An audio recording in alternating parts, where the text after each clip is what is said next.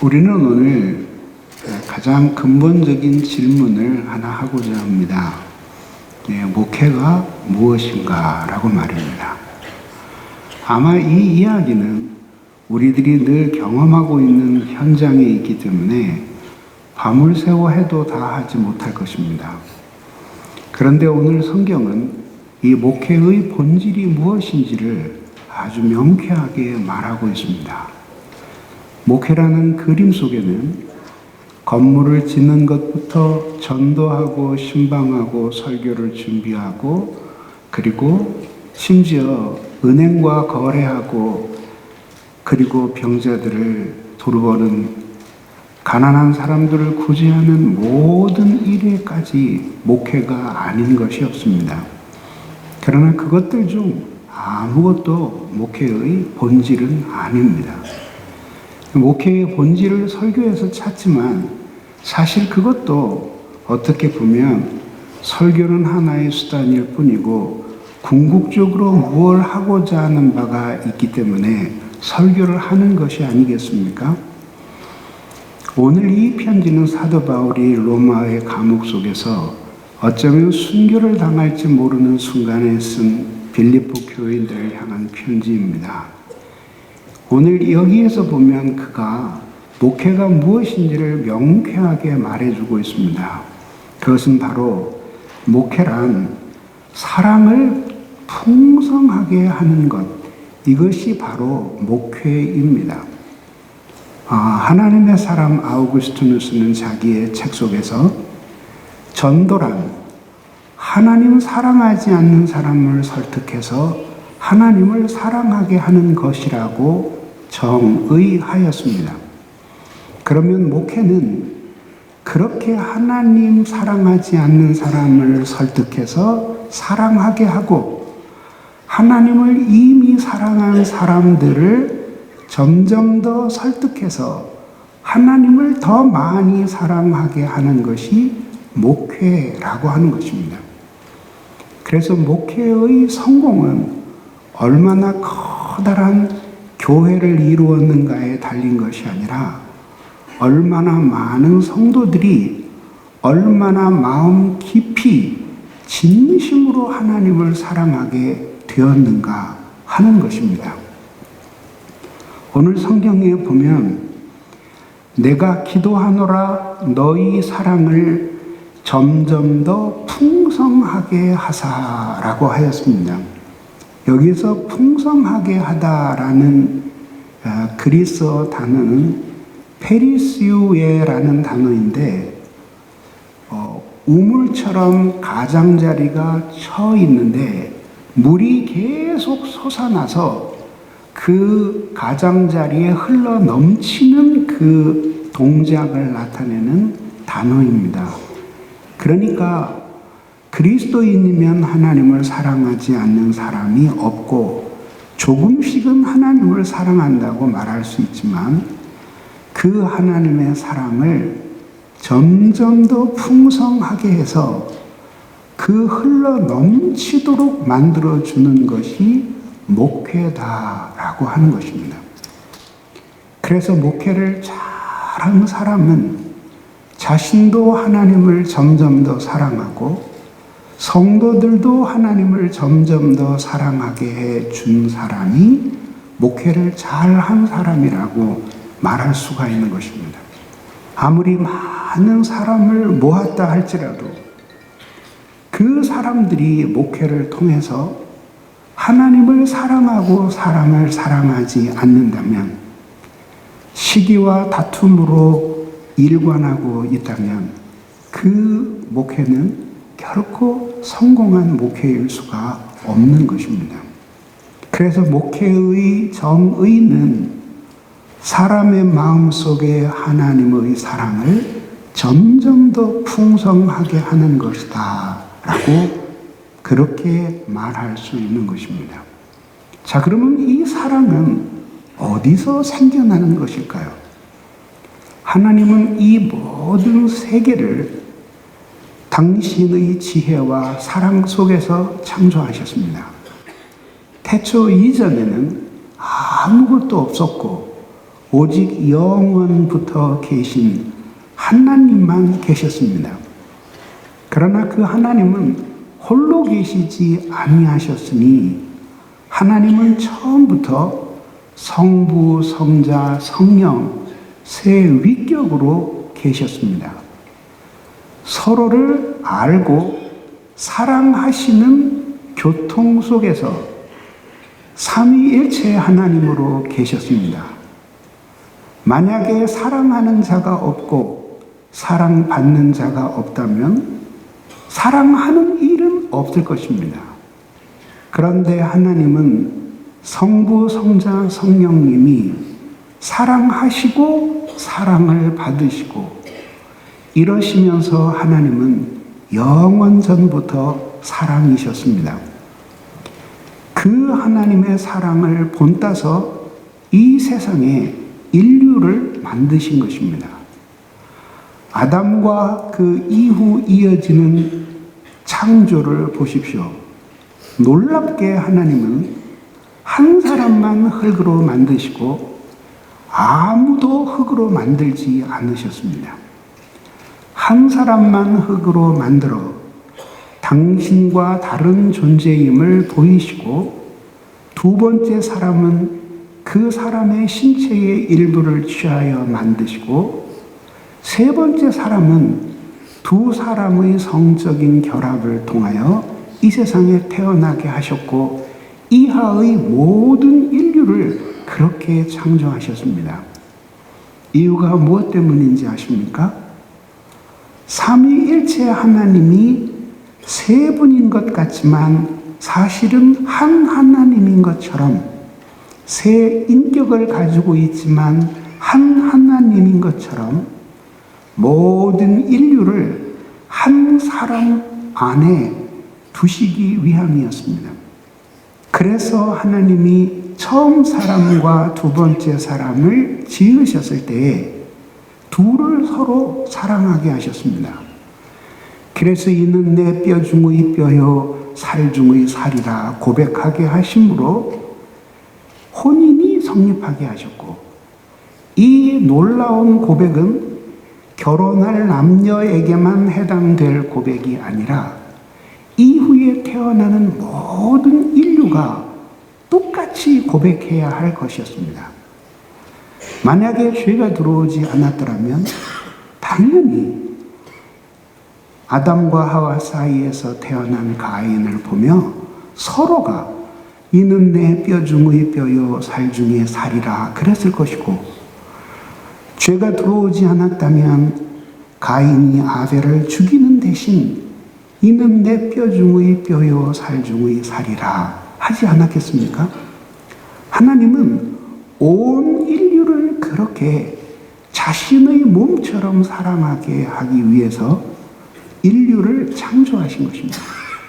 그리고 인류가 사회를 구성하게 하셨던 것이죠. 죄가 들어왔습니다. 그래서 하나님께로부터 오는 사랑이 끊어졌습니다. 그러자 인간은 미쳐 날뛰는 사랑의 사람들이 되었습니다. 그래서 사랑할 하나님 대신 자기를 사랑하고 유욕을 사랑해서 자신이 기뻐하지 않는 사람들을 살인하는 일까지 서슴지 않는 세상이 되었던 것입니다. 이 일을 해결하기 위해서 하나님이 예수 그리스도를 이 세상에 보내신 것입니다. 아담 안에서 온 인류를 한 몸으로 창조하셨으나 하나님과 연결하여 그 사랑을 안에서 살아가게 하셨으나 그 사랑을 끊어버리고 모두 찢어졌기 때문에 예수 그리스도를 보내셨습니다. 그리고 예수 그리스도는 이 세상에 오셔서 한 사람 한 사람을 하나님 사랑하도록 만들기 위해 십자가에서 못 박혀 죽으셨습니다. 부활하시고는 교회의 머리가 되셔서 한 사람 한 사람 거듭나는 사람을 당신에게 접붙여 예수의 한 몸을 삼으셨습니다. 그러니 여러분들은 저와 함께 모두 그리스도 예수의 한 몸을 이루고 있는 것입니다. 이 몸이 점점 더 발전하고 전도하고 많은 사람을 충족한 수혜까지 끌어들인 후 영원한 형벌에 처해질 사람들은 지옥에 던져지고 남아있는 사람은 한 몸이 되는 것입니다.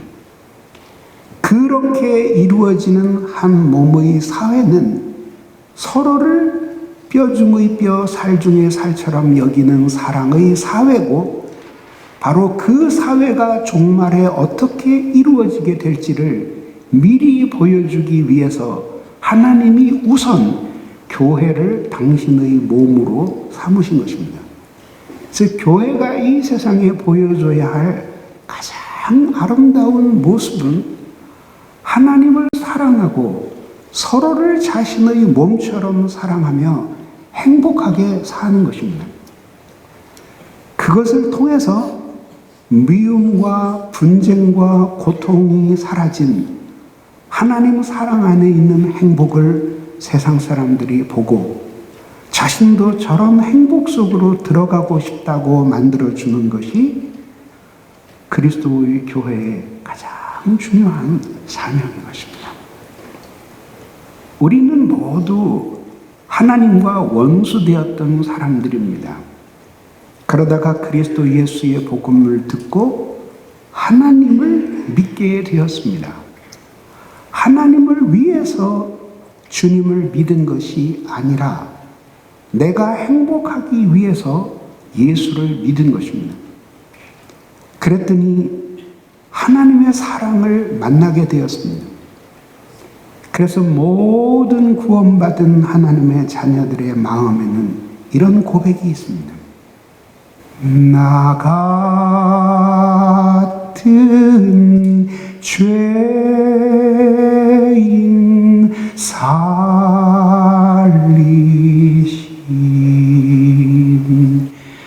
주의 놀라워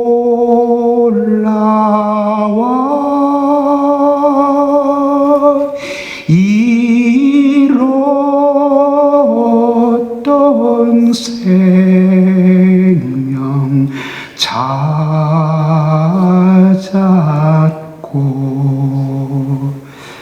광명을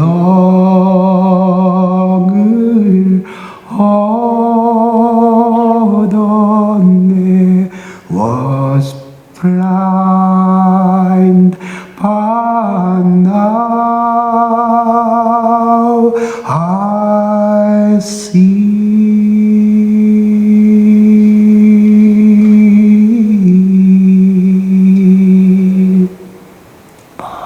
모든 그리스도인은 자기가 죄인이라는 사실을 깨달았고 하나님의 용서를 통해서 그 하나님의 사랑이 얼마나 놀라운지를 알게 된 사람입니다. 하나님 안에 있는 사랑은 하나님의 고유한 사랑이고 죄인이 용서를 통해서 하나님의 사랑을 알게 될 때에 그는 하나님을 사랑하게 됩니다. 그것을 라틴 교부들은 카리타스의 사랑이라고 말했습니다. 즉 하나님이 자신이 가지고 계신 사랑과는 구별되지만 하나님을 사랑하는 그 지순한 사랑을 카리타스라고 부른 것입니다. 하나님을 사랑하는 사람은 하나님을 사랑할 뿐만 아니라 하나님이 사랑하시는 모든 것을 사랑합니다. 그래서 처음부터 사랑은 하나님을 향한 사랑과 사람을 향한 사랑이 나뉘지를 않습니다.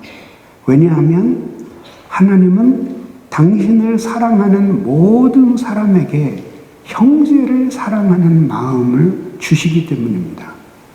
사도 요한은 이 점에 있어서 추상과 같습니다.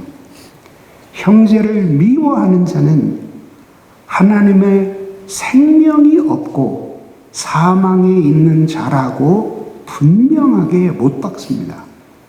하나님의 생명이 있다면 형제를 사랑할 수밖에 없다라고 하는 뜻이죠.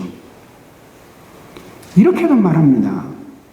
보이는 형제를 사랑하지 아니하는 사람이 어떻게 보이지 않는 하나님을 사랑할 수 있느냐고 물으면서 하나님을 향한 사랑과 형제를 향한 사랑이 하나임을 밝히고 있는 것입니다. 바로 그런 카리타스의 사랑을 모든 성도들 속에서 점점 더 풍성해서 마음에 흘러 넘치도록 만들어주는 일이 바로 목회라고 하는 것입니다. 그래서 목회자의 가장 중요한 자격은 많이 배우고 훌륭한 기술을 가진 사람이 아니라 하나님을 사랑하는 사람이어야 하는 것입니다. 예수님이 예루살렘 그 큰 교회를 실패한 베드로에게 맡기실 때에도 여러 가지를 질문하지 않으셨습니다. 요한의 아들 시몬아, 네가 나를 사랑하느냐? 3번을 물으셨습니다. 이 사람들보다 나를 더 사랑하느냐? 사람보다 하나님을 더 사랑하느냐고, 주님을 더 사랑하느냐고 3번을 물으신 후 예루살렘 교회를 맡겨주셨습니다. 하나님을 사랑하지 않는 사람은 하나님을 사랑하지 않는 사람의 그 마음의 고통을 모릅니다. 하나님을 사랑하는 사람들에게는 하나님을 사랑하지 않는 사람을 보고 있는 것 자체가 견딜 수 없는 고통입니다.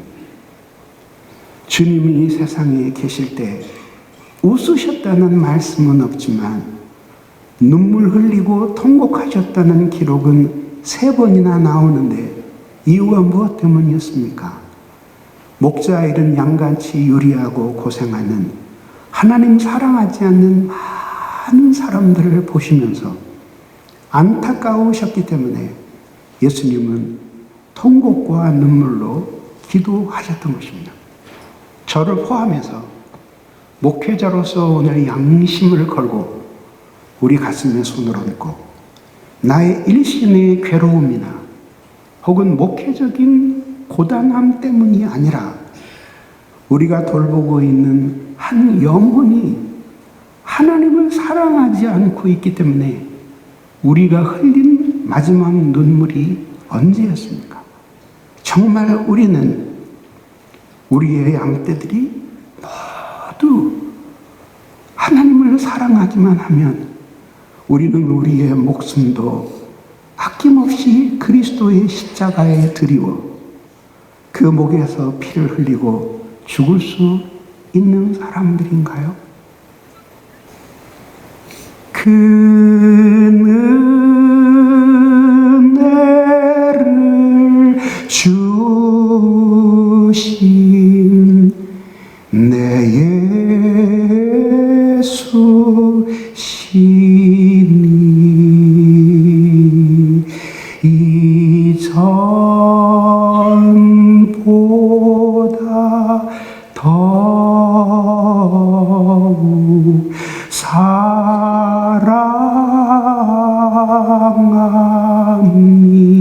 사랑합니다. 목회자는 바로 이 본을 보여주기 위해 하나님이 세우신 사람입니다. 삶의 모든 상황과 사태들을 만나도 하나님께 구원받은 한 신자가 어떻게 변함없이 하나님을 사랑하면서 살아가고 그 안에서 행복하게 사는지를 보여주기 위해서 보이지 않는 하나님의 말씀과 보이는 목회자를 교회에 주신 것입니다. 그러면 두 번째로 궁금한 것이 있습니다. 그럼 어떻게 해야지만 우리가 돌보고 있는 모든 교인들의 마음 속에 하나님을 향한 사랑이 이렇게 넘쳐 흐르도록 풍성해질 수 있을까 하는 것입니다. 그 대답을 오늘 본문이 주고 있는데, 지식과 모든 총명으로 점점 더 풍성하게 하사, 이렇게 되어 있습니다. 다시 말해서 사랑이 점점 더 풍성해지는데, 그렇게 만들어 주시는 분은 하나님이시지만 그 일을 위해서 사용되는 두 가지 수단이 있다는 것입니다. 하나는 지식이고 또 하나는 모든 총명입니다. 자, 그러면 이제 그런 사랑을 불러일으키는 도구인 이 지식은 무엇일까? 히라버 성경에 이 지식이라고 번역된 말은 에피그노시스입니다. 이 말은 에피라고 하는 무엇에 관하여, 대하여, 위에라는 전치사와 그노시스, 지식이라는 말이 합쳐진 것입니다. 그노시스라고 하는 단어는 신약 성경과 구약 성경에서 가장 심오한 의미를 가지고 있는 한 10개 안에 들어가는 명사 중 하나입니다. 이 그노시스는 원래 기노스코라고 하는 동사 알다에서 왔는데, 이 동사의 히브리어 형태가 야다이고, 이 야다는 알다라는 뜻인데 첫 번째로 사용된 것이 창세기입니다. 아담이 하와와 동침하여 가인을 낳았다고 할 때 동침했다고 사용된 동사가 바로 야다이고, 야다가 기노스코가 되고, 기노스코가 명사가 되어서 지식이라는 말이 된 것입니다. 그러니까 이 지식이라는 단어는 그냥 머릿속을 오가는 지식만을 의미하는 것이 아니라 인격 전체로 경험된 지식을 뜻하는 것입니다. 에피그노시스는 기본적으로 사물에 대한 철저한 지식을 가리키는 것입니다. 어떤 사물이 있고 그 사물밖에 모르는 것은, 그것은 그 사물을 제대로 아는 것이 아닙니다. 이 사물이 무엇인지를 알았지만 이것을 주신 이가 하나님이시고, 이 사물을 무슨 목적으로 우리에게 주셨으며 이 사물을 어떤 용도로 사용해야지만 원래 이 사물을 주신 하나님께 영광을 돌릴 수 있을지를 생각하지 않는 것은 그냥 물질주의일 뿐입니다. 그래서 오늘날 많은 지식이 넘치지만 인간의 삶은 더욱 몰지해한 삶이 되어서 사회가 이렇게 어지럽고 인간들이 혼란스러운 사회를 살아가고 있는 것입니다.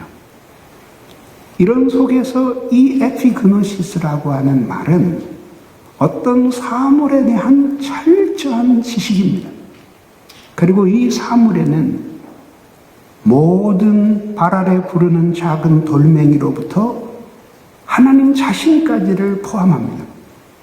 그러니까 이 사물이라는 단어 안에는 존재하는 모든 것이 들어가는데, 참된 지식은 그것을 정확하고 완전하게 해석해 줄 때, 그때 그 해석은 반드시 하나님에 대해서 말해주지 않을 수가 없는 것입니다. 목회자가 끊임없이 공부해야 할 이유가 여기에 있는 것입니다.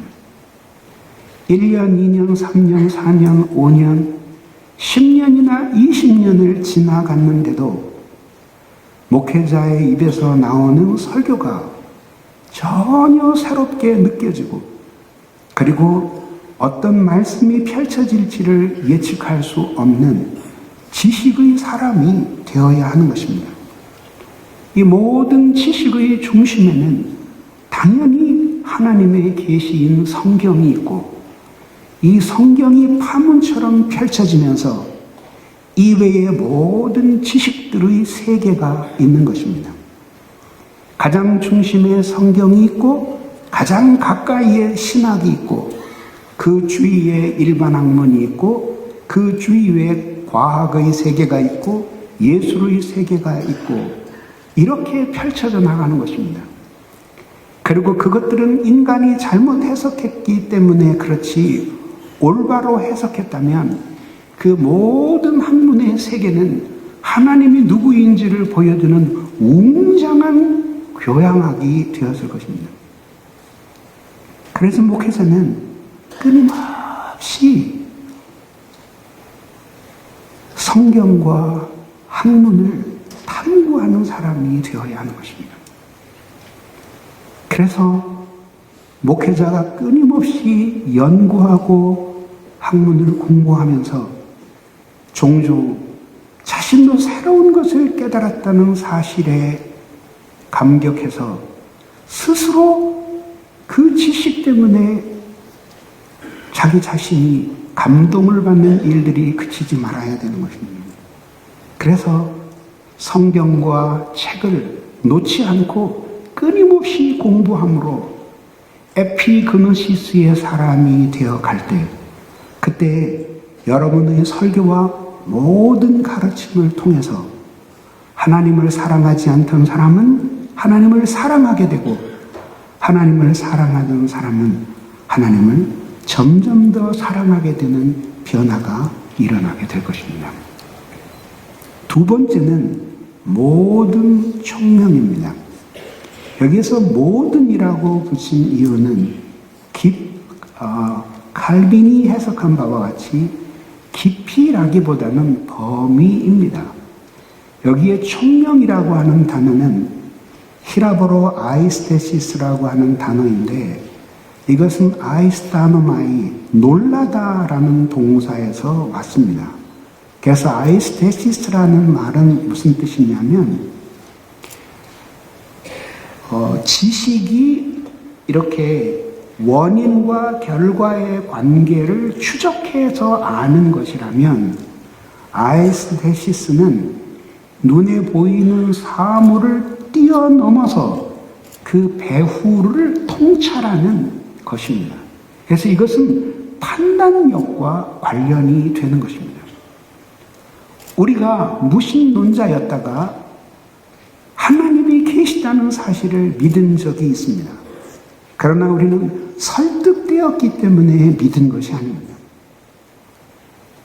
우리가 말로는, 이론으로는 모두 나 자신을 설득할 수 없었어도 어떤 초자연적이고 신령한 빛이 우리의 정신 속으로 들어오고, 우리는 그것을 이론으로 믿는 것보다도 더 확실하게 믿게 되었던 것입니다.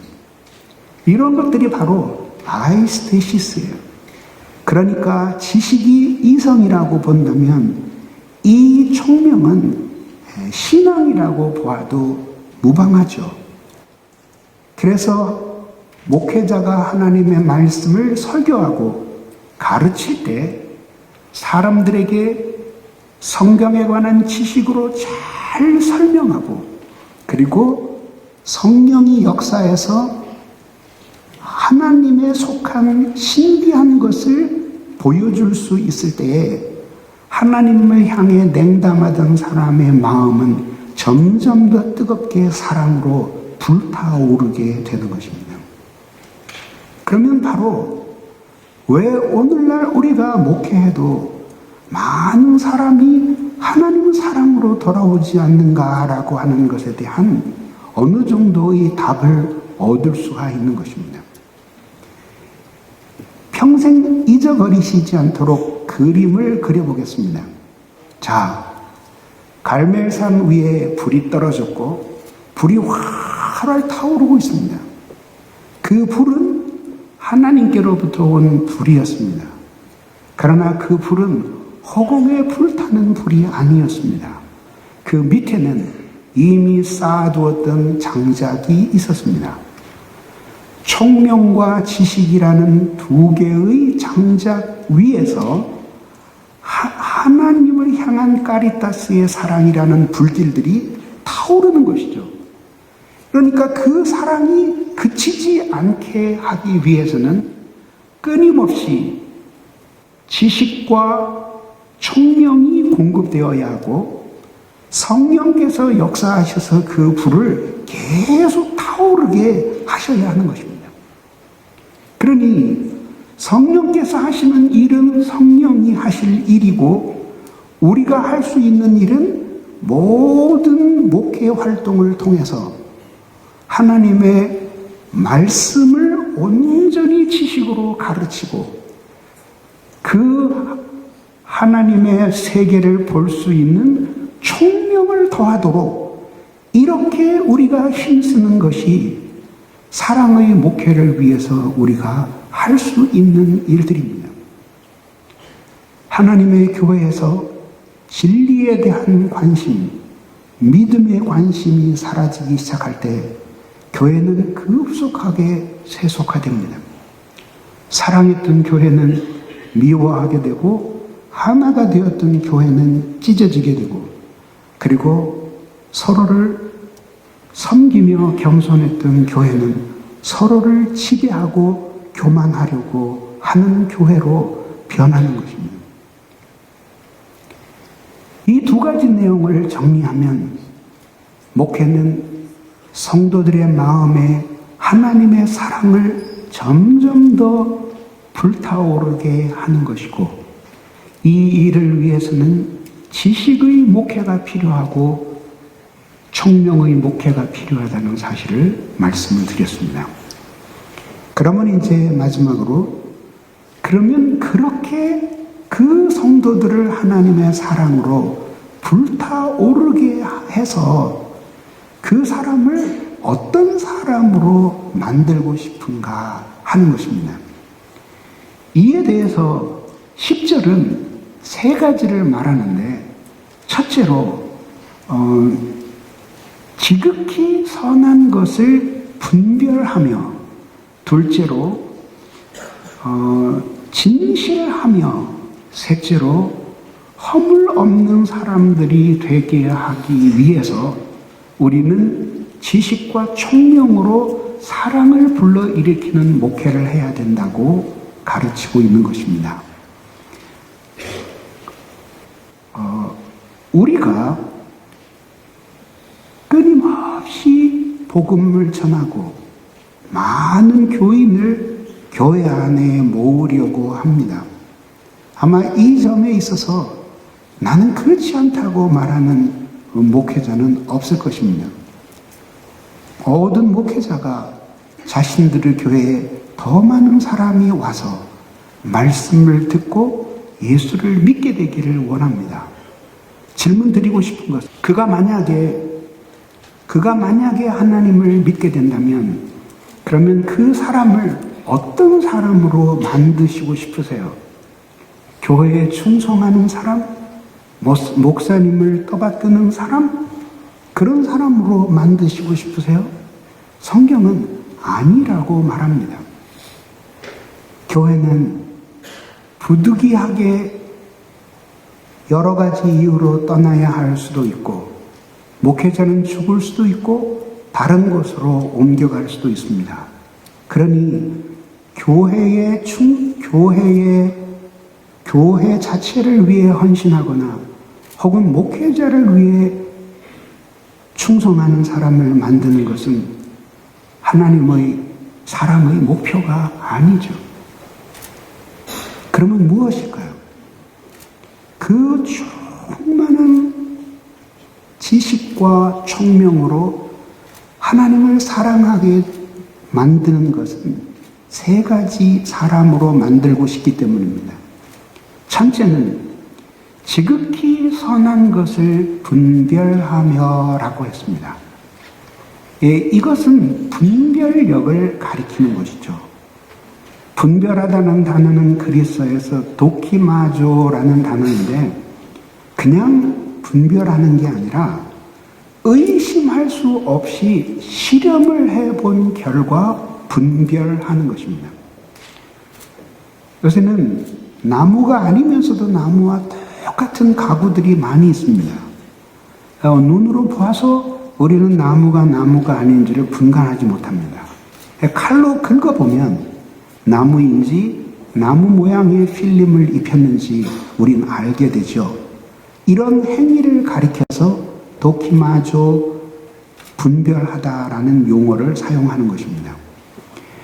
이것이 지극히 선한 것이 도대체 무엇인가에 대해서는 몇 가지 해석이 있는데 오브라이언이라는 학자는 이것을 모든 것들 중에 가장 결정적인 것이라고 해석을 합니다.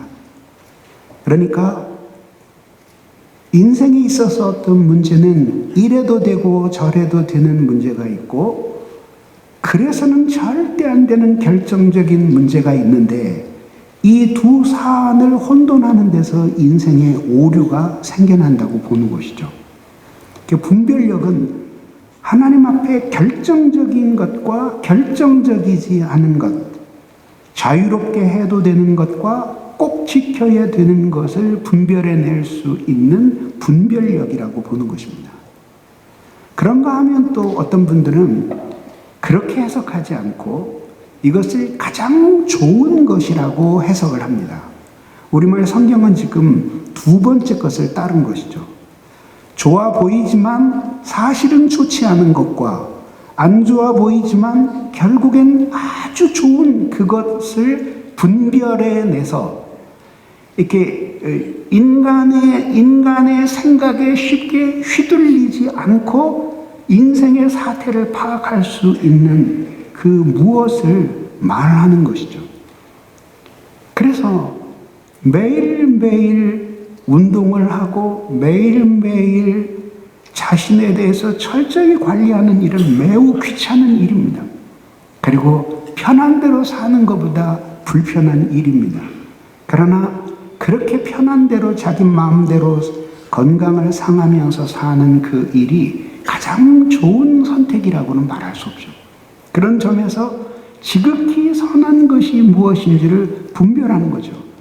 유욕에 빠져서 당장 좋은 대로 결정하는 것이 아니라 하나님의 지식과 총명이 가득하고 하나님을 사랑하기 때문에 그렇기 때문에 무엇이 궁극적으로 좋은 것인지를 선택할 수 있는 현명함을 갖게 하는 것이 그게 목회의 목표라고 하는 것입니다. 그가 이 교회에 남아 충성을 하든지 나를 존경하든지 하찮게 여기든지 이 교회를 떠나 또 다른 교회를 갔든지 상관없이 하나님이 창조하신 교회 안에 세계 안에 있으니 어디서든지 그가 그렇게 슬기롭게 살아가서 하나님께 영광을 돌릴 수 있다면 우리의 목회는 훌륭하게 이루어진 것입니다. 이것이 목표입니다. 그래서 교인을 하나님의 말씀대로 판단할 수 있는 그런 슬기로운 사람들로 말씀 안에서 길러내는 것이 우리의 목회의 중요한 목표라는 것입니다. 두 번째는 진실하여 그랬습니다. 에일리크리네스라고 하는 그리스어 단어입니다. 이 단어는 크리노, 판단하다라는 동사와 에일리라는 두 단어가 합쳐져서 만들어진 것입니다. 이 에일리크리네스가 무슨 뜻이냐에 대해서 이 에일리에 대해서 두 가지 학설이 있습니다. 첫째는 에일리가 에일레스 태양빛에서 왔다라는 뜻이죠. 그래서 그 당시에도 이제 문서가 있었고 그림이 있었고 여러 가지 물건들이 있었는데 좋고 비싼 것은 항상 위조품이 많은 법이죠. 그래서 그 위조품과 진품을 구별하기 위해서 그 물건을 들어서 이렇게 태양빛에 비추어 본 것입니다. 그래서 태양빛으로 판단하다, 그런 뜻이죠. 돈 같은 것은 칼라 복사기에다 복사를 하면 어두운 데서 보면 똑같이 보이지만, 그러나 가짜 돈은 들어서 빛에 비추어 보면 홀로그램이 없습니다. 복사할 수 없기 때문이죠. 그러니까 이것은 뭐냐면 겉으로 그럴싸해 보여도 그를 하나님의 말씀의 빛에 비추어 보았을 때 과연 그러한 사람인가를 판단하고 난 것, 그것이 진실하여입니다. 또 어떤 학자는 다른 의견을 내는데, 이 에일리 크리네스에서 에일리라는 접두사가 채와 관련이 있다는 것이죠. 그래서 고대에 떡을 할 때, 빵을 할 때 절구로 찧어서 그것을 고운 채에다 내려서 고운 가루만 쓰고 나머지는 버리거나 다시 빻아서 이렇게 해서 아주 고운 가루가 되게 만드는 데 쓰는 것이 채죠. 그러니까 채 위에 얹혀진 어떤 것은 빠져나오고 어떤 것은 걸려 있는데, 똑같아 보이지만 채에 놓고 걸러보면 합격된 것은 빠져나오고 불합격이 된 것은 거기에 남아있듯이, 그렇게 이 진실하다라는 단어는 무엇인가 검증을 거친 것이다 라고 하는 뜻입니다. 기독교 신학에서 이 진실이라고 하는 단어는 초대 교부들부터 매우 중요한 의미를 가진 철학적이고 그리고 신학적인 용어였습니다. 진실이라는 말은 라틴어로 베루스라고 합니다. 근데 이 베루스는 베리타스라는 단어와 관련이 있습니다. 베리타스는 진리입니다. 그러니까 진실하다는 것은 솔직하고 투명한 것이 진실한 것이기는 하지만 반드시 그것이 진리와 관련되어 있어야 한다는 것입니다. 예를 들어 이런 것입니다. 너 왜 나를 이렇게 자꾸 괴롭혀? 이렇게 말할 때 상대방의 그 악한 사람이 자기의 속셈을 그대로 얘기합니다. 나 너를 협박해서 돈을 좀 받고 싶어. 이것은 솔직한 것이긴 하지만 진실한 것은 아닙니다. 왜냐하면 솔직하긴 했는데 거기에 진리의 요소가 없어요. 그러나 이런 것은 진실한 것입니다. 미안합니다. 어제 당신 교회에서 이 물건을 훔쳐갔습니다. 이것을 팔려고 생각하니 이것을 잃어버려서 설교하는 데 불편할 당신을 생각하니 내가 큰 죄를 지은 것 같습니다. 여기 있습니다. 나를 용서해 주십시오. 이것은 솔직했을 뿐만 아니라 그가 돌아가고자 하는 진리의 기준이 있는 솔직함이었어요. 이 기준이 없이 솔직할 때 그것은 뻔뻔스러움이 되는 거죠. 이것이 바로 진실이라는 단어가 갖는 의미예요. 조나단 에드워즈는 자신의 결심문에서 이런 특이한 고백을 남겼습니다. 세상 모든 사람이 옳다고 해도 하나님이 옳다고 하시지 않으면 옳지 않은 것이다 라고 말이죠. 로이드 존스 목사님도 똑같은 이야기를 합니다. 하나님이 함께하는 한 사람, 그 사람이 다수입니다 라고 말입니다. 이것은 모두 진실의 필요성을 보여주는 것이죠. 그뿐입니까? 칼빈은 하나님을 믿고 구원받은 사람의 특징이 온전하고 순전한 마음이다 라고 말했습니다. 결국 하나님을 믿고 구원을 받은 당시 하나님의 자녀들에게는 모두 이처럼 진리의 뚜렷한 기준이 있기 때문에 진리와 함께 죽을지언정 그 진리를 버리고 변절해서 살고 싶어 하지는 말아야 한다는 것입니다. 그래서 결국은 성도들이 맹목적으로 자기 교회라는 이유 때문에 배타적으로 그 교회를 사랑하거나 혹은 목회자를 한없이 높이거나 하는 그것을 목회자는 즐거워해서는 안 되는 것입니다. 중요한 것은 진리. 그래서 심지어 사람들이 사랑하는 사람이라도 진리에 어긋나면 충심으로 내가 진리에 어긋났다고 말해줄 수 있는 그런 사람들이 함께 살아가는 곳이 교회여야 하는 것입니다.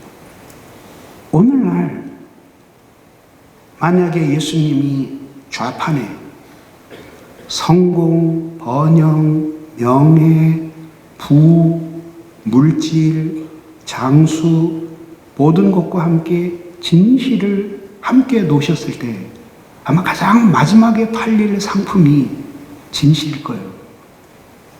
왜요?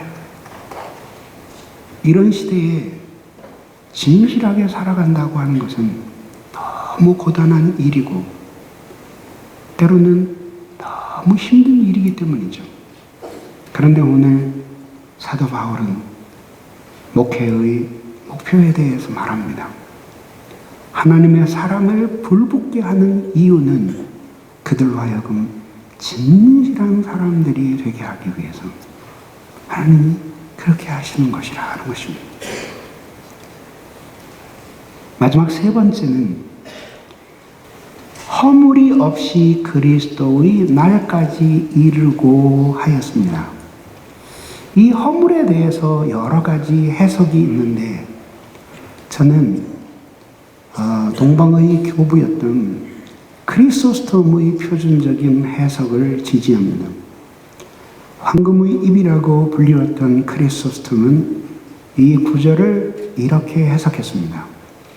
여기에서 허물이라고 하는 것은 자신이 넘어지고 다른 사람들을 걸려 넘어지게 하는 허물이라고 보았습니다. 첫 번째로는 신학적인 허물이고 신학에 있어서 어떤 오류에 빠지게 되는 것이고 두 번째는 윤리적인 허물입니다. 사람이 완전한 지식을 가질 수 없기 때문에 신학적으로 아주 작은 오류에도 빠지지 않는 것이 불가능하고 윤리적인 어떠한 흠도 없는 것이 가능하지 않지만 그러나 우리는 할 수만 있으면 그런 삶을 살도록 애를 쓰고 그런 삶이 가능할 것처럼 주님의 은혜를 의지하는 사람들이 되어야 하는 것입니다. 그때 우리의 목회는 살아있는 목회가 될 것입니다.